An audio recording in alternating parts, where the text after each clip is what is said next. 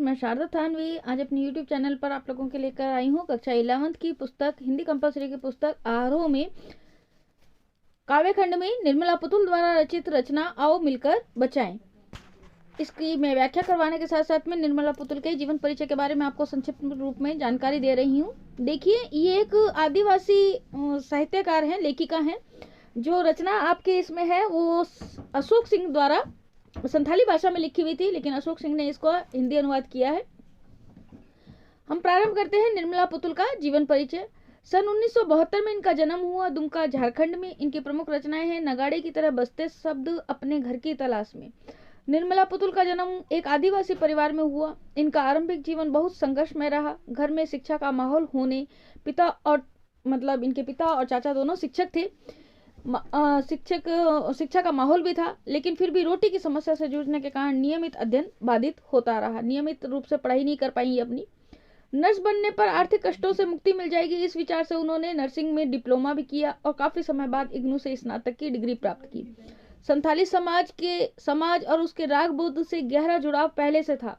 Nursing की शिक्षा के समय बाहर की दुनिया से भी परिचय हुआ। दोनों समाजों की क्रिया प्रतिक्रिया से वह बहुत विकसित हुआ, जिससे वह अपने परिवेश की वास्तविक स्थिति को समझने में सफल हो सकी। उन्होंने आदिवासी समाज की विसंगतियों को तल्लीनता से उकेरा है। कड़ी मेहनत के बावजूद खराब दशा, कुरीतियों के कारण बिगड़ती पीढ़ी, थोड़े लाभ के लिए बड़े समझौते, पुरुष वर्चस्व, स्वार्थ के लिए पर्यावरण की हानि, शिक्षित समाज का दिक्कुओं और व्यवसायियों के हाथों की कठपुतली बनना आदि वे स्थितियां हैं जो पुतुल की कविताओं के केंद्र में हैं। वे आदिवासी जीवन के कुछ अनछुए पहलुओं से कलात्मकता के साथ हमारा परिचय कराती हैं और संथाली समाज के सकारात्मक और नकारात्मक दोनों पहलुओं को बेबाकी से सामने रखती हैं। संथाली समाज में जहां एक और सादगी, भोलापन, प्रकृति से जुड़ाव और कठोर परिश्रम की क्षमता जैसे सकारात्मक तत्व हैं, वहीं दूसरी ओर उसमें अशिक्षा, कुरीतियां और शराब की ओर बढ़ता झुकाव भी है। तो इन्होंने सकारात्मक और नकारात्मक दोनों प्रभावों को देखा है और उसके बाद में इन्होंने अपनी इस कविता की रचना की है आओ मिलकर बचाएं, जिसके अंदर इन्होंने अपनी जो समाज की इनका जो आदिवासी समाज था उसको किस तरीके से शहरी प्रभाव से बचाने का इन्होंने लिखा है कि वहाँ का ऊर्जा है, वहाँ का उत्साह है, जिसके ऊपर प्रभाव आ रहा है, वहाँ की जो संस्कृति है वो जो खत्म हो रही है शहरी प्रभाव के कारण, उसको बचाने का उन्होंने यथार्थ चित्रण किया है अपनी इस कविता में। हम प्रारंभ करते हैं बच्चों आओ मिलकर बचाएं कविता की व्याख्या। अगर आपको मेरा वीडियो पसंद आता है तो प्लीज लाइक, कमेंट और शेयर करना ना भूलें। चैनल को भी सब्सक्राइब करना ना भूलें ताकि मेरे आने वाली वीडियो आपको समय समय पर मिल सके। हम प्रारंभ कर रहे हैं बच्चों आओ मिलकर बचाएं कविता जो निर्मला पुतुल द्वारा लिखी गई है, इसकी व्याख्या। देखिए, सबसे पहली पंक्ति देखिए कविता की। अपनी बस्तियों को नंगी होने से शहर की आबो हवा से बचाएं उसे। कवित्री कहती हैं कि आओ हम अपनी बस्तियों को नंगी होने से वह शहरी आबो हवा से बचाएं, यानी कि आबो हवा कहते हैं वातावरण को।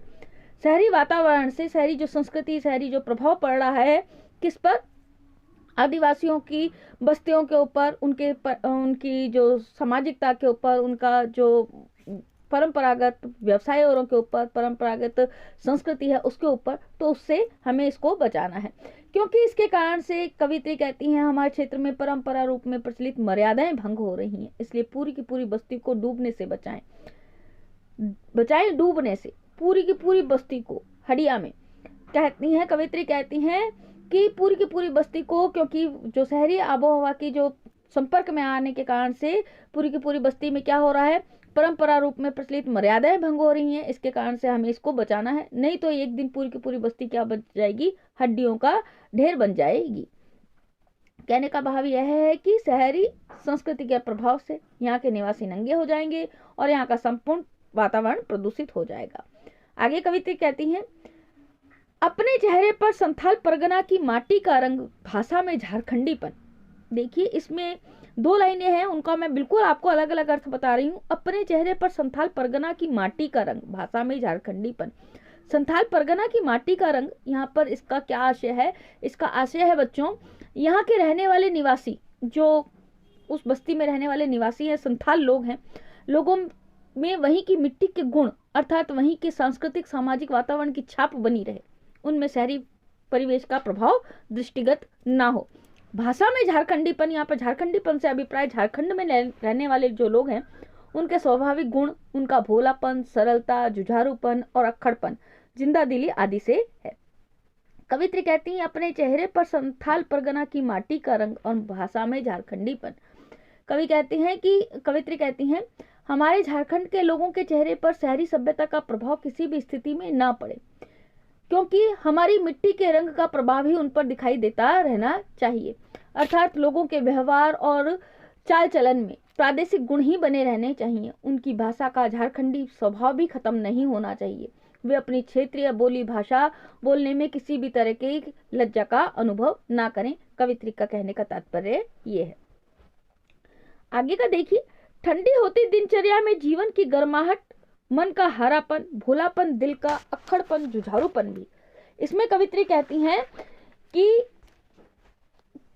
प्रादेशिक जो गुण हैं उनको बचाने का आग्रह करते हुए कवित्री कहती हैं कि शहरी संस्कृति के प्रभाव में आने से जो वहां के लोगों की दिनचर्या में एक प्रकार का ठहराव आ गया। ठंडी होती दिनचर्या में शहरी संस्कृति का प्रभाव जब कहाँ पर पड़ रहा है, आदिवासी लोगों की परंपराओं पर पड़ रहा है, वहां के सांस्कृतिक कल्चर पर पड़ रहा है। तो कवित्री कहना चाहती हैं कि लोगों की दिनचर्या में एक प्रकार का ठहराव आ गया है। जीवन की गर्माहट का मतलब है यहाँ पर उत्साह से है बच्चों। उनके जीवन में समाई गर्माहट अर्थात उत्साह समाप्त सा हो गया है। मन का हरापन, उनके मन में छाई हरियाली अर्थात सरसता और मधुरता भी नष्ट हो गई है। भोलापन दिल का, वे एक दूसरे से कटे कटे से रहने लगे हैं और जो कमियां हैं, कमजोरियां हैं वो दृष्टिगत होने लगी हैं। उनका भोलापन, जो दिल का भोलापन था, जो दिल से प्रभाव से जो वो भोले थे, उनका अक्खड़पन था, उनका जुझारूपन था, जो जुझारूपन था विसंगतियों से लड़ने का, विपरीत परिस्थितियों से लड़ने का, वो भी खत्म होता जा रहा है। किसके कारण से? क्योंकि वो शहरी संस्कृति के प्रभाव में आ चुके हैं। इसके कारण से लेखिका कहती हैं हमें इन सब से मिल करके बचाना होगा। किसको बचाना होगा? संथाली समाज को बचाना होगा, अपनी परंपराओं को बचाना होगा। आगे देखिए, आगे की पंक्ति में भी कवित्री यही चाहती हैं कि अपने प्रदेश की पहचान और प्राकृतिक परिवेश को वो फिर से लौटाने का आग्रह करती हैं। वे चाहती हैं, देखिए, भीतर की आग, धनुष की डोरी, तीर का नुकीलापन, कुल्हाड़ी की धार, जंगल की ताजा हवा, नदियों की निर्मलता, पहाड़ों का मौन, गीतों की धुन, मिट्टी का सौंधापन और फसलों की लहलहाट। वो ये सब चाहती हैं कि ये कभी भी समाज से जाए नहीं, यानी कि हमेशा समाज में बना रहे। ये सारी की सारी प्राकृतिक जो जीवन से वैसा का वैसा समाज में बना रहे। तो क्या कहती हैं कवित्री? कहती हैं कि समाज में उत्साह की ऊर्जा बनी रहे। उनके धनुष की डोरी और तीर का नुकीलापन पहले जैसा ही बना रहे। संथाली जो आदिवासी समाज के लोग होते हैं वो अपना जीवन यापन करते हैं बच्चों शिकार से। तो धनुष से और जो मसाल से इनका प्रयोग करके वो अपना शिकार करते हैं। तो वो कहती हैं कि हमारी परंपराएं नष्ट ना हो, उनकी भीतर की आग, ऊर्जा खत्म ना हो। धनुष की डोरी और तीर का नुकीलापन पहले जैसा ही बना रहे। उनकी कुल्हाड़ी की धार भी यथावत बनी रहे। तीर का नुकीलापन बना रहे, कुल्हाड़ी की धार भी ज्यों की त्यों बनी रहे। कहने का आशय है कि वे अपनी परंपरागत जीवन शैली को ना छोड़ें। आगे की पंक्ति देखिए, जंगल की ताजा हवा, नदियों की निर्मलता, पहाड़ों का मौन, गीतों की धुन, मिट्टी का सौंधापन और फसलों की लहलहाट। इसके साथ में ही वो यहाँ चाहती हैं कि ज्यादा जनसंख्या होने से जो जंगल कटने लग गए हैं उसका भी उन्होंने विरोध किया है। वो उसका विरोध करते हुए वो कहती हैं कि प्राकृतिक जीवन भी वैसा का वैसा बना रहे जो जंगलों का होता है, वैसा का वैसा। जंगल की ताजी हवा, नदियों की पावनता, पहाड़ों का शांत वातावरण, लोक गीतों की मधुर धुन, मिट्टी का सौंधापन और लहलहाती फसलें ज्यों की त्यों बनी रहें, अर्थात उन पर किसी भी तरह का कोई शहरी संस्कृति का कोई प्रभाव ना पड़े। आगे देखिए, आगे की पंक्ति, नाचने के लिए खुला आंगन, गाने के लिए गीत, हंसने के लिए थोड़ी सी खिलखिलाहट, रोने के लिए मुट्ठी भर एकांत। कवित्री कहती हैं कि हमारे जीवन में फिर से नाचने के लिए खुला आंगन और गाने के लिए सुंदर गीत हो। नाचने के लिए खुला आंगन हो, गाने के लिए सुंदर गीत हो, हंसने के लिए थोड़ी सी खिलखिलाहट, रोने के लिए मुट्ठी भर एकांत। जीवन में हंसने के लिए खिलखिलाहट हो और रोने के लिए थोड़ा सा एकांत उपलब्ध हो। तो कवित्री कहना चाहती हैं बच्चों के लिए खेलने के लिए थोड़ा मैदान मिले, पशुओं को चरने के लिए हरी भरी घास उपलब्ध हो।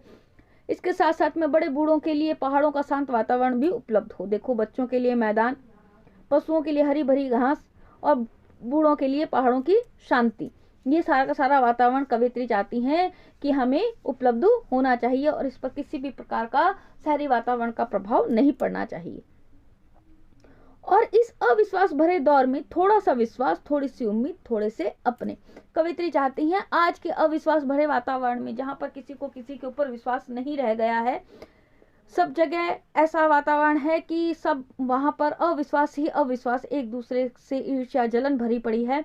तो ऐसे अविश्वास के वातावरण में कवित्री चाहती हैं कि वातावरण में थोड़ा सा विश्वास आए, थोड़ी सी आशा आए और थोड़े से सपने आपस में बने रहें। इस दृष्टि से कवित्री कहती हैं कि आओ हम सब मिलकर विश्वास, आशा और सपनों को बचाएं, क्योंकि इस अविश्वास के युग में अभी भी ये भावनाएं पूरी तरह से खत्म नहीं हुई हैं और हमें इनको बचाकर रखना चाहिए। अभी समय है और अभी भी हमारे पास में ऐसा परिवेश, ऐसा वातावरण हमारे पास में अभी भी उपलब्ध है।